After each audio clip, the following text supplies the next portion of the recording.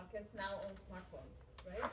But because of low literacy and social stigma, they're completely shut out from like tracking their menstrual cycles.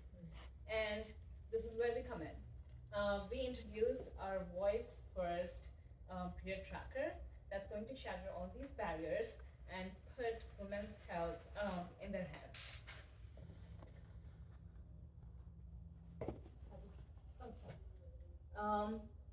Yeah, I'm gonna put women's health in their hands. Over even existing period trackers, like over 70% of its users, they report that it doesn't match the reality. There's a lot of inaccurate predictions. There's a lot of latency. Like you have to use the app for several months before it even starts to make accurate predictions about your cycles. There's very low app engagement. You have to memorize and go and log your periods, and that lacks a lot of personalization. There's not a lot of personalized insights. Okay, so voice interfaces, that's something that are becoming, a lot of people are preferring, especially people under the age of 35 now for their daily interactions instead of going and texting and inputting everything actively. And that is exactly the demographic that we are also trying to target. Like more than 85% of users of like period trackers apps are under the age of 30. So teens and young women want a period tracker that they can speak to. They don't have to, so no more memorizing logs, instant personalized insights, and this is where our app comes in. We introduce voiceflow that can sync your voice and own your cycle. Okay, so I'm going to walk you through voiceflow.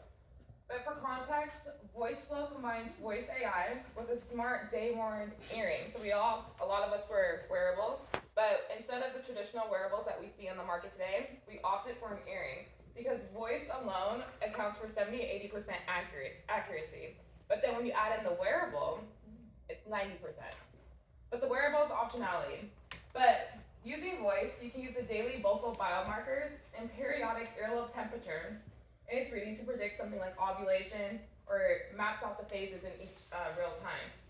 The result is intuitive, accessible, and it replaces the manual logging to more seamless, personalized insight. So I'm going to show you voiceflow. Okay, so walking through voiceflow, instead of the traditional onboarding where you type stuff in, you would just be talking through it. Then you can pair with your earring. When you can pair with your earring, we'll see a user who's been using voiceflow. She's on day 6. She has a high-level view of the phase that she's in, what to expect, and the voices that she, the average data of what it looks like. When she looks at the calendar, it's color coordinated, so 4 different colors for the 4 different cycles. Oops, oh no. Okay, we're gonna run it back really quick. Sorry. So the earring, and then she can go to the calendar view. So color coordination, 4 different cycles. And then when she goes back, the data, just like any wearable, when you see on your phone, you can see all the data from wearing the wearable. Now, we use a random arbitrary sentence because we don't want any emotions to regulate the voice. So it's just a random sentence. When you speak the sentence, really fast. Sorry, guys.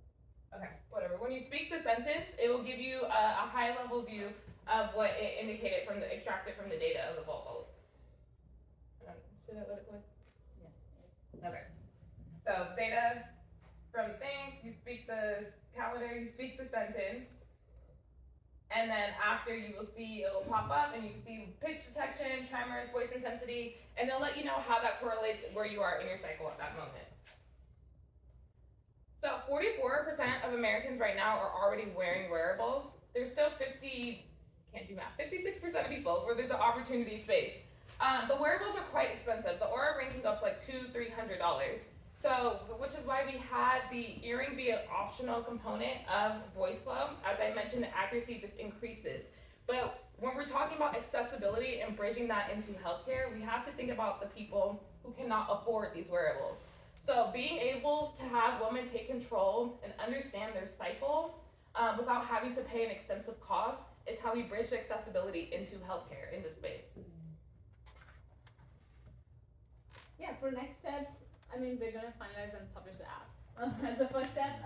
Then this is a very new kind of science, not well studied. Like there's very few data sets on it. So I think one of the things would be to gather a secure and like a scaled data set.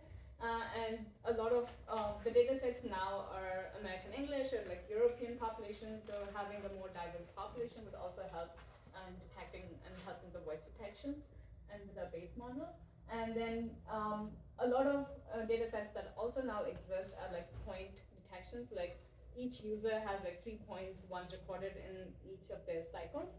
Instead now, if we have this app, we can, and they can record daily, that also we can now support like real-time dynamic predictions. Yeah. We'll quickly show you how we made the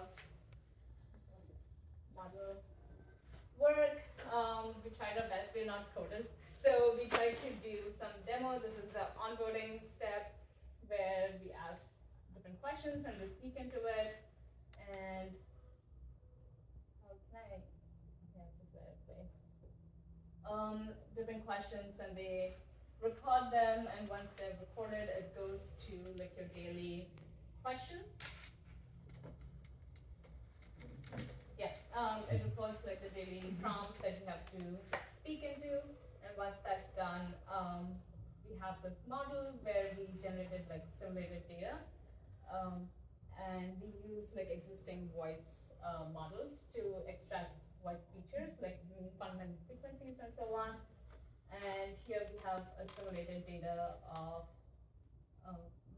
voices over an entire cycle of 28 days. And then we use like a simple classifier model to train and predict which stage they're in for that. Yeah, that's it. Thank you.